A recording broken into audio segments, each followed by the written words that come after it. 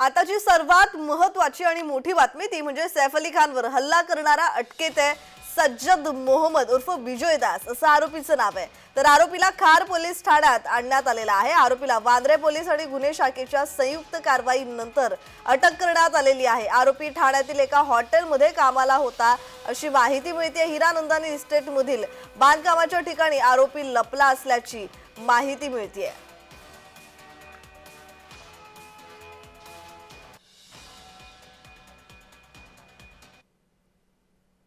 या संदर्भातला अधिकचा तपशील पाहूयात। सैफ अली खानवर हल्ला करणाऱ्याला ठाण्यातून अटक करण्यात आली आहे।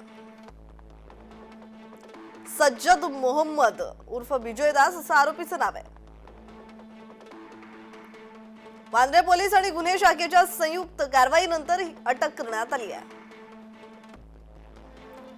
लेबल कॅम्प मधील एका झाडीत आरोपी लपला होता। पोलिसांनी आरोपीचं मोबाईल लोकेशन ट्रेस केलंय। आरोपी ठाण्यातील एका हॉटेलमध्ये वेटर होता। आरोपी मूळचा पश्चिम बंगालचा रहिवासी असल्याची माहिती मिळतेय। आरोपी मूळचा पश्चिम बंगालचा रहिवासी असल्याची माहिती मिळाली आणि त्यानंतर आता आरोपीची चौकशी कसून चौकशी केली जाते। आता या चौकशीत काय निष्पन्न होणार हे पाहणं महत्त्वाचं आहे। कासारवडवली पोलीस स्थानकाच्या हद्दीतून सैफ अली खान यांच्यावर हल्ला करणारा आरोपी जो आहे त्याच्या मुसक्या आवळण्यात आलेल्या आहेत। मी सध्या ज्या ठिकाणावरून आरोपीच्या मुसक्या आवळल्यात त्या ठिकाणावरती आहे।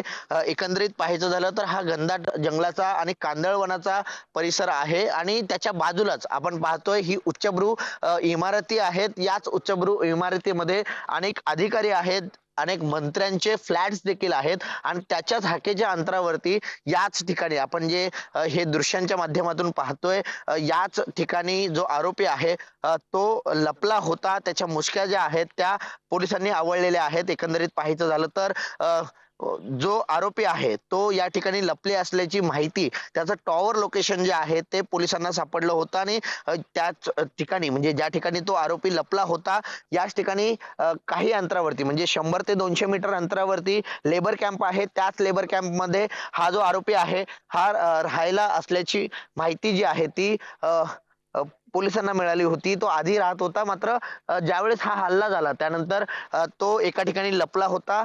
सुमारे 150हून अधिक पोलीस कर्मचारी आणि 7 ते 8 हून अधिक पोलीस अधिकारी यांच्या पथकाने अखेर या जो आरोपी आहे त्याला अटक केलेली आहे। आणि एकंदरीत पाहायचं झालं तर हा कांदळवनाचा परिसर आहे। याच कांदळवनाच्या परिसरामध्ये या ठिकाणी निर्मनुष्य वस्ती आहे। त्या आरोपीला सध्या खार पोलीस स्थानकामध्ये दाखल करण्यात आलेला आहे। नेमकी काय कारवाई आता होतीये किंवा चौकशी दरम्यान काय नेमकं समोर येतं त्यामुळे हा नक्की भारतवासी आहे की बांगलादेशी आहे, महाराष्ट्रामध्ये आधीपासून वास्तव्यास होता, त्याचं आधार कार्ड हे आधीपासून तपासलं गेलेलं आहे का किंवा त्याचं लोकेशन नेमकं कुठलं आहे, तो नक्की भारतातला आहे की बांगलादेशी आहे, या संदर्भामध्ये सखोल चौकशी जी आहे ती मुंबई पोलिसांकडून होणं अपेक्षित आहे। त्यामुळे या सगळ्या संदर्भात काय नेमकी माहिती समोर येते हे देखील पाहणं तितकंच महत्त्वाचं असणार आहे। कुणाल भोईटे, जय महाराष्ट्र न्यूज, ठाणे।